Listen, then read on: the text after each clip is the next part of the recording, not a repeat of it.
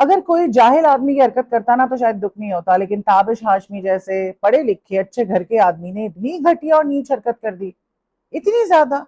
मतलब Tabish Hashmi used Kashmir for marketing tactics, मतलब using a tragedy for your personal gain. शर्म आनी चाहिए। ताबिश हाशमी ने क्या किया उस पर बात करते हैं, और अब जो है लोगों का इसके वाले से क्या कहना है और खास तौर पे आप लोग इसके वाले से क्या कहेंगे ये मैं जानना चाहूंगी। ताबिश हाशमी ने कश्मीर के मौजू पे एक रील डाली आज से 4 रोज पहले। रील जो है छोटी सी रील थी, और मुझे उस रील में कोई ऐसी खास चीज नजर नहीं आई। आप पहले देखें फिर हम बात करते हैं। कश्मीर के बारे में बात करने के कॉन्सिक्वेंसेस क्या होंगे मुझे बिल्कुल नहीं पता। मुझे पता ही नहीं चलता किस चीज़ के बारे में इस मुल्क में बात की जा सकती है, किस चीज़ के बारे में नहीं की जा सकती। बहरहाल जो कुछ खबरें जो कुछ सोशल मीडिया से देख रहे हैं बहुत डिसहार्टनिंग है यार। पर्सन किसी हिस्से में भी हो नहीं अच्छा लगता है। तो कर क्या सकते हैं हम ये वीडियो बनाने के अलावा। तो मैं अपना हिस्सा डाल रहा हूँ, बस अपना दुख का इजहार कर रहा हूँ। अगर ये रुक सकता है मेरी आवाज़ से तो अल्लाह करे रुक जाए। और दोनों जगह जो है वो दोनों पार्टीज जो भी अगर फरीक हैं, कितने फरीक हैं मुझे भी नहीं पता, अगर जितने भी फरीक हैं भाई प्लीज़ बातचीत के जरिए खुदा के वास्ते अपने ही लोग हैं, हमारे साथ ही हंसते हैं, हमारे साथ ही रोते हैं, हमारी तरह ही पाकिस्तान की किसी हार जीत पर दुखी होते हैं। बैठ जाइए बात कीजिए यार। और प्रॉब्लम्स हैं इस मुल्क में, इस दुनिया में, उनकी तरफ ध्यान देते हैं हम सब मिलके, बजाय इसके कि आपस में ही यही करते हैं यार। आई होप कि सेंस प्रिवेल करे हर साइड पर एंड पाकिस्तान जो है वो एक यूनिफाइड फोर्स बनकर दुनिया भर में उभरे यार। अभी जी, ये रील डाली आपने देख ली। इस रील में कुछ ऐसा नहीं था, बिल्कुल डिप्लोमेसी से काम लेते हुए एक मैसेज बनाया, किसी को फेवर नहीं किया, बड़ी नपी तुली बात की। और ऐसे मैसेजेस सब बना रहे होते हैं, इसमें कोई हर्ज नहीं है। और इतनी भी ऐसी भी अंधी नहीं लगी हुई है कि इतनी इतनी सी बातों पे उठा के आपको ले जाए। माना इस मुल्क में ये सब कुछ होता है, लेकिन इतना भी नहीं होता। और जियो जो है वो कोई बहुत ज्यादा प्रो नहीं है। हाँ, एयर वाई उनके इशारों पे नाचता है बहुत ज्यादा, और वो तो पता ही है सलमान इकबाल का कि वो किस किस्म का आदमी है। चढ़ते सूरज को सलमान इकबाल जो है वो सलाम करने वाला आदमी है।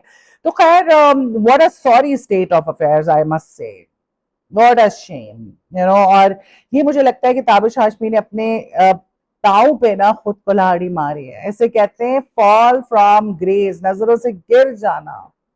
बिल्कुल गिर गया है। उसकी जो ऑडियंस है ताबिश हाशमी की, वो तो डिसअपॉइंटेड ही है, लेकिन फैंस इतने लोग ताबिश से प्यार करते थे, उसकी विटीनेस की वजह से, मजाक की वजह से। ऑल दो बहुत ही घटिया नीच जोक होते हैं, फैमिली के साथ बैठ के आप नहीं देख सकते, जूम आई में बातें होती हैं। आहिस्ता आहिस्ता सब बेशरम हो रहे हैं ना, हम इन सारी चीजों को नॉर्मलाइज कर रहे हैं। तो घटिया गंदी बातें करते हैं ताबिश, और ये अच्छा तो नहीं लगता। किसी भी अच्छे घर का आदमी इस किस्म के जोक मारे, आपके पेरेंट्स भी देख रहे होते हैं। फैमिली के लिए होना चाहिए शो, जब टीवी पर आ रहा है तो नेशनल टेलीविजन पे, खैर लोगों को अच्छा लगता है, देखते हैं, हम भी देखते हैं, लेकिन हम इस शो को अपनी फैमिली के साथ नहीं देख सकते।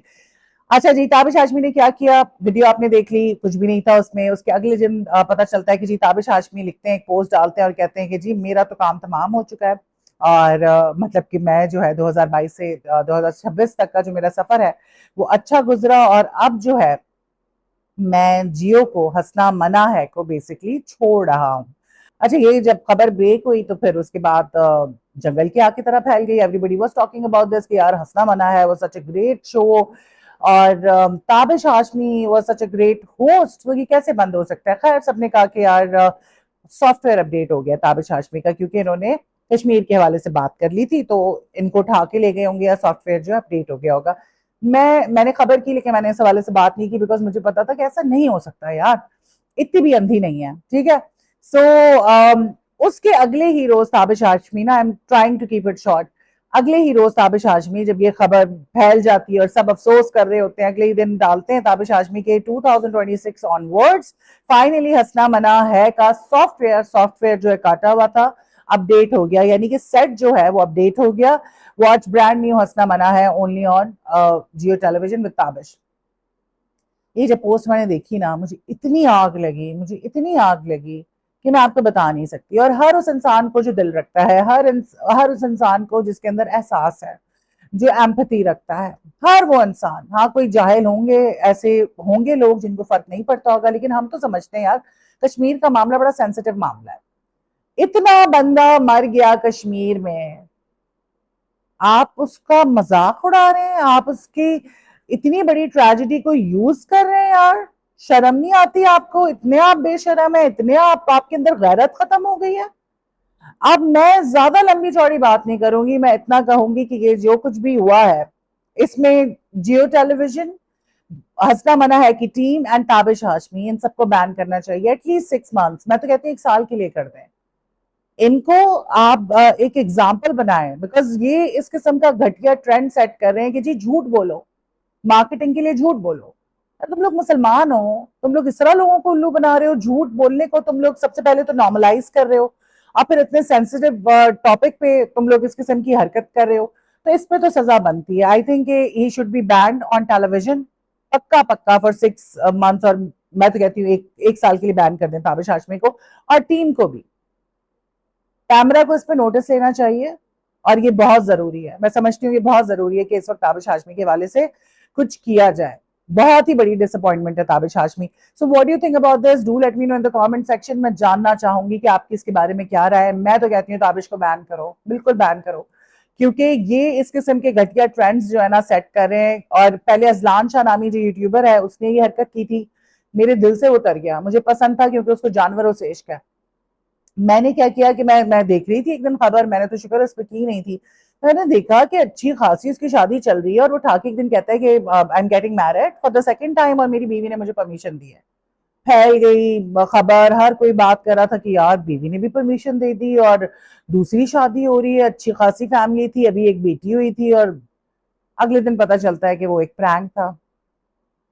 मैंने उसको सबसे पहले अनफॉलो किया, उसकी बीवी को, और उसको दिल से उतर गया वो आदमी। ऐसे लोग जो झूठ बोल रहे हैं व्यूज के लिए और खबर में आने के लिए, झूठ बोल रहे हैं, बकवास करें, ये इस काबिल हैं कि इनको आप फॉलो करें? बिल्कुल भी नहीं है इस काबिल ये लोग।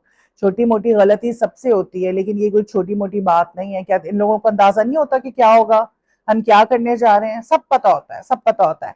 अच्छा जी, असद शुजा जो है आपको हर दिल अजीज हो गए हैं डॉक्टर बहू के बाद, तो फिर जो उनको इज्जत मिली है वो सब जानते हैं, और शोहरत जो मिली है वो तो आपको पता है कि पाकिस्तान के साथ साथ हर जगह उनको देखा जा रहा है, जहां जहां लोग उर्दू बोलते हैं। असद शुजा ने एक बहुत बड़ा काम किया है और उस पर उनको दाद मिलनी चाहिए। वो बहादराबाद मौजूद थे कराची में, और वो जो बच्चा मीर रजा जिसका मर्डर हुआ है और उसके वाले से इन्वेस्टिगेशन चल रही है, हमारे दोस्त हैं बाबर सलीम, बाबर ने जो है वो इन्वेस्टिगेशन करते हैं, जर्नलिस्ट हैं, उन्होंने इस केस पे जो है इन्वेस्टिगेशन की, और उसमें उनका ये कहना है कि भाई उसके कोई लोगों के पैसे उसने लेके कहीं लगाए हुए थे, और उससे कुछ रिलेटेड था ये मर्डर। और एक फुटेज भी सामने आ गई है कि वो बच्चा कहीं जा रहा है, वेपन ले रहा है रात को, और फिर वो उस जगह पे पहुंचता है जहां पे उसका मर्डर हुआ था, लेकिन उसके पास भी वेपन था। बल्ला बेहतर जानता है क्या हुआ था क्या नहीं हुआ था, लेकिन किसी को मार नहीं सकते आप किसी का कत्ल नहीं कर सकते। डेवलपिंग स्टोरी है, चीजें सामने आएंगी। अच्छा, उसके हवाले से जो है लोग आवाज उठा रहे हैं। असद शुजा जो है वो बहादराबाद पहुंच गए, उनके साथ अजलान शाह भी थे, यही मौसूफ जिन्होंने कहा था कि मैं दूसरी शादी करने वाला हूँ। और वहां पे असद शुजा ने ये बात की कि भाई हमारी सेलिब्रिटीज को उठ के सामने आना चाहिए, आप 10 मिनट निकालें, एसी वाले कमरों से बाहर निकलें और आप लोग आके जो है इस हवाले से आवाज उठाए। वसीम अकरम का कुत्ता खोया तो पुलिस ने उसको फौरन ढूंढ निकाला, प्रेस कॉन्फ्रेंस हो गई, और यहाँ पे किसी का बेटा मारा गया और उसके वाले से कुछ भी नहीं हो रहा। और मैं समझती हूँ असद शुजा ने बहुत अच्छा इनिशिएटिव लिया, अपना वक्त निकाला, बाहर निकले और इसके वाले से बात की। ये होते हैं रियल स्टार्स, और उन्होंने तनकीद की लोगों पे जो अपने घरों में बैठे हैं और बाहर नहीं निकल रहे हैं। बड़ी खुशी हुई, और हमारे इस तरह के यंगस्टर्स और खास तौर पे सेलिब्रिटीज जिनकी बात अहमियत रखती है, जिनको लोग जानते हैं, उनको इस तरह की चीजों पे लाजमी कुछ ना कुछ करना चाहिए। उनकी आवाज जो है ज्यादा दूर तक पहुंचती है बनिस्बत ऐसे इंसान की कि जिसको कोई जानता ही नहीं है। जुगन काजिम के वाले से बात कर लेते हैं थोड़ी सी। जुगन काजिम की क्लिप्स वायरल हुए हुए हैं। एक चीज इसके बारे में बात करूंगी कि जुगन काजिम ने ये बताया कि किस तरह से जुगन के फादर जो है बहुत ज्यादा अब्यूजिव थे और बहुत मारपीट करते थे, गालम गलोच करते थे। और जुगन जो है बड़ी मजेदार है। जुगन बहुत पुरानी मेरी दोस्त है, काफी पुरानी दोस्त है। जब मैं नई नई आई वॉज अ टीनेजर, मैं फील्ड में आई थी और चीजें समझ रही थी, जिंदगी को समझने की कोशिश कर रही थी, तब जुगन से मुलाकात हुई। हम एक ही जगह पे काम कर रहे होते थे। तो जुगन जो है सच बोलती है, खुल के बात करती है। जुगन ने बताया कि भाई मेरे फादर जो है वो मारपीट करते थे, बड़े कंजर्वेटिव थे। मेरे फादर और मदर की सेपरेशन हो गई थी, मैं वीकेंड्स पे अपने फादर के पास रुकती थी। वो मारपीट करते थे, गालम गलोच करते थे। भाइयों के साथ रवैया ठीक होता था, बेटियों के मामले में वो बहुत ज्यादा स्टीरियोटाइप और दखियानूसी थे बेसिकली। ये सारी बातें की, और साथ ये भी कहा कि मैं जानती हूँ कि वो बाप जो है जन्नत का दरवाजा होता है, लेकिन यही हकीकत है और यही सच है।